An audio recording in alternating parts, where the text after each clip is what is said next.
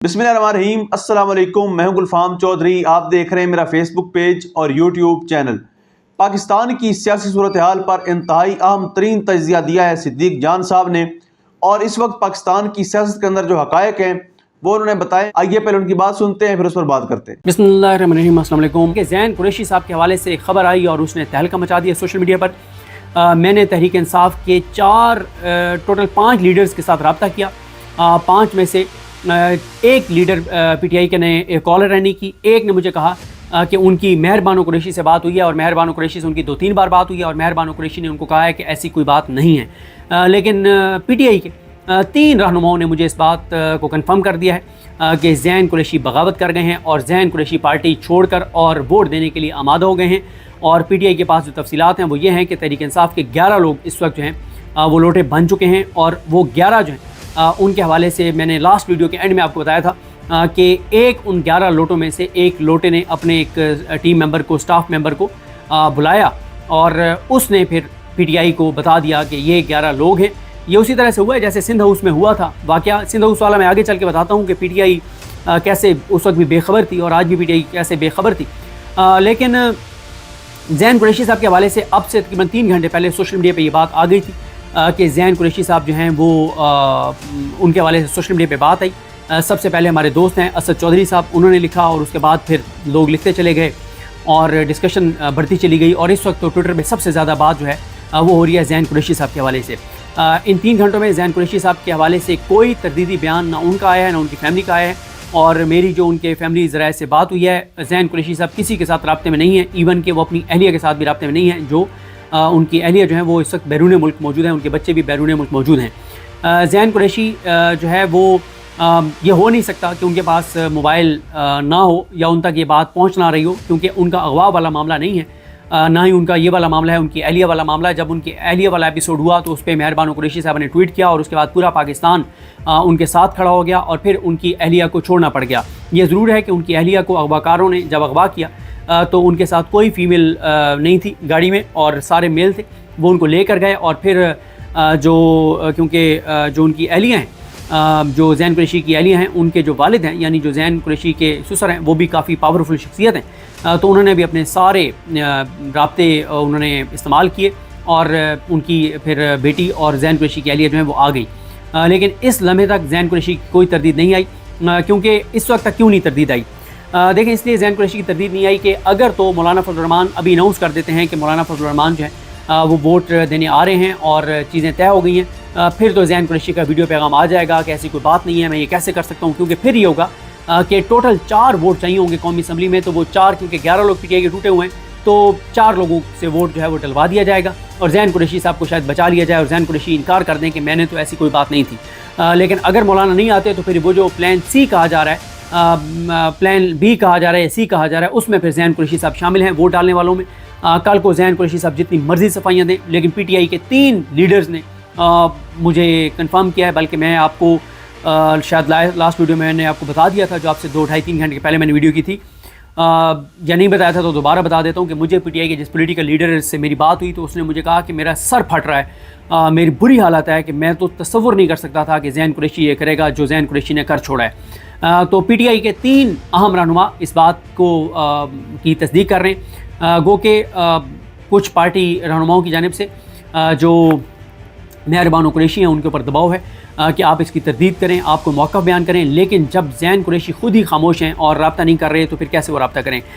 2-3 रोज़ पहले जब शाह महमूद कुरैशी साहब को अदालत में पेश किया गया तो शाह महमूद कुरैशी साहब को जब पता चला कि ज़ैन कुरैशी केपीके नहीं है तो उन्होंने इस पर इज़हार नाराज़गी किया और कहा कि ज़ैन कुरैशी को जो है वो फ़ौरन केपीके चले जाना चाहिए और उनको जो है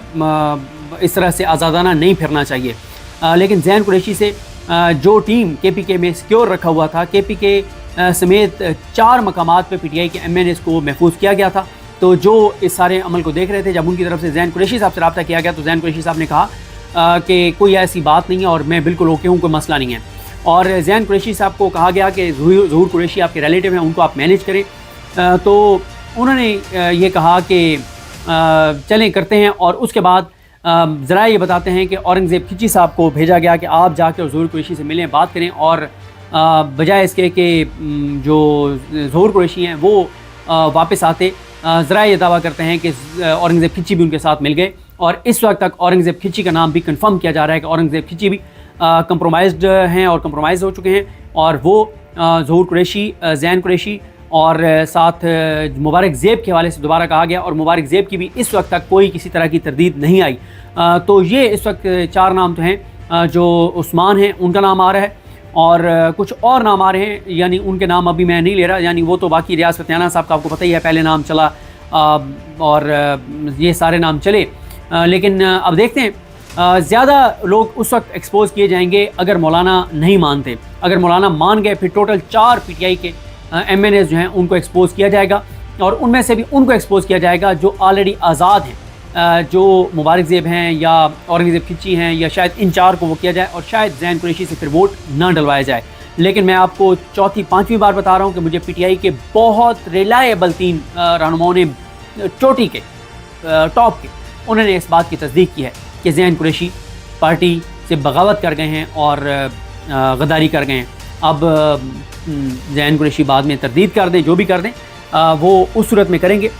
جب ان کو یہ کلیئر ہو جائے گا کہ اب ان کا ووٹ نہیں ڈلوایا جائے گا، تو پھر یہ کر دیا جائے گا کہ جی نہیں، زین قریشی جو ہے وہ کمپرومائز نہیں ہے اور ایسی کوئی بات نہیں ہے۔ لیکن بات یہ ہے کہ زین قریشی کے پیچھے کیوں نہیں گئے، اور زین قریشی کی جب اہلیہ والا معاملہ ہوا ہے تب بھی زین قریشی کا کوئی بیان کیوں نہیں آیا، یہ ساری چیزیں ہیں، یہ سارے معاملات ہیں۔ لیکن پرنسپلی جو ہے وہ یہی خبریں آ رہی ہیں کہ مولانا صاحب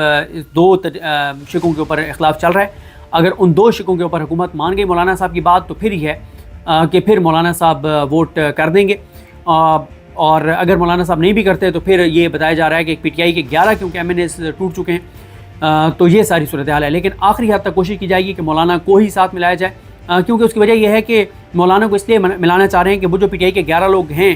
ان میں سے اگر کوئی ایک آ کے اور مکر گیا، پیچھے ہٹ گیا، تو پھر معاملات جو ہیں وہ خراب ہو جائیں گے۔ اور اس وقت صورتحال یہ ہے کہ سینٹ میں 49 سینیٹرز پہنچ چکے ہیں، ٹوٹل 64 سینیٹرز انہوں نے کرنے ہیں، اور ادھر مولانا کے ساتھ کیونکہ مذاکرات اور معاملات جاری ہیں، جیسے مولانا دعائے خیر دیں گے کہ جی چلیں جی دعا کریں اور اب چلیں ووٹ ڈالنے، تو پھر اسی وقت جو ہے وہ تمام سینٹرز پہنچ کر اور آئینی ترمیم کا مجوزہ بل جو ہے وہ پیش کر دیا جائے گا، مجوزہ آئینی ترمیم جو ہے وہ پیش کر دی جائیں گی سینٹ میں۔ تو یہ ہے، میں کچھ نام اور ہیں میرے پاس، دیکھیں جو بیرسٹر گور صاحب نے 2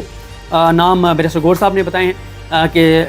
ڈاکٹر زرکا صاحبہ اور فیصل سلیم صاحب کا انہوں نے کہا ہے، جو یہ ہیں بیرسٹر گور صاحب انہوں نے کہا ہے، تو کچھ اور نام بھی ہیں، وہ ابھی تک جب تک کنفرم نہیں ہوتے تو اس لیے میں ان کو نام نہیں لے رہا۔ تو دیکھتے ہیں جی چیزیں کیسے آگے بڑھتی ہیں، لیکن اب نظر یہ آ رہا ہے کہ آئینی ترمیم کا معاملہ بالکل آخری مرحلے میں، آخری اوور میں داخل ہو گیا ہے، اور دیکھتے ہیں چیزیں کس طرف جاتی ہیں۔ مولانا اگر ساتھ جاتے ہیں پھر تو بڑے آرام سے کر لیں گے، اگر مولانا ساتھ نہیں جاتے پھر بہت بڑا اپسیٹ ہو سکتا ہے، لیکن مولانا کے اب حکومت کے ساتھ نہ جانے کے چانسز کم ہیں،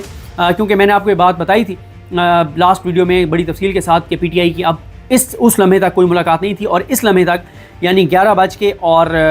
اس وقت 28 منٹ ہیں، اس وقت تک بھی مولانا صاحب کی کسی طرح کی کوئی ملاقات پی ٹی آئی کے وفد کے ساتھ نہیں ہے، کیونکہ پی ٹی آئی کے وفد کے ساتھ انہوں نے کلیئر کر دیا مولانا صاحب نے کہ جو میں نکلوا سکتا تھا میں نے نکلوا دیا ہے، اب اس سے زیادہ اور کچھ نہیں ہو سکتا۔ ہاں مولانا صاحب جو حکومت سے چیزیں منوانا چاہ رہے ہیں، اگر اس پہ بات نہ بنی پھر مولانا صاحب شاید دوبارہ پی ٹی آئی کو بلا لیں اور پی ٹی آئی کے ساتھ چلے جائیں، لیکن اس وقت تک مولانا صاحب جو ہیں وہ حکومت کے ہی ساتھ ہیں، اور حکومت کے ساتھ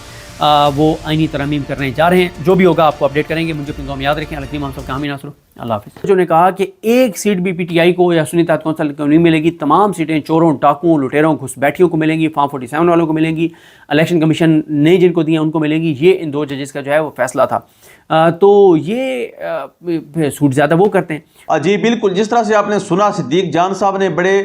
مفصل انداز میں بتایا کہ کس طرح سے پاکستان کی سیاسی صورتحال جو ہے وہ بدلنے جا رہی ہے، اور آئندہ آنے والے جو دن ہیں وہ سیاست میں کتنے اہم ہیں۔ اللہ پاک وطن عزیز کا حامی و ناصر ہو۔ پاکستان زندہ باد۔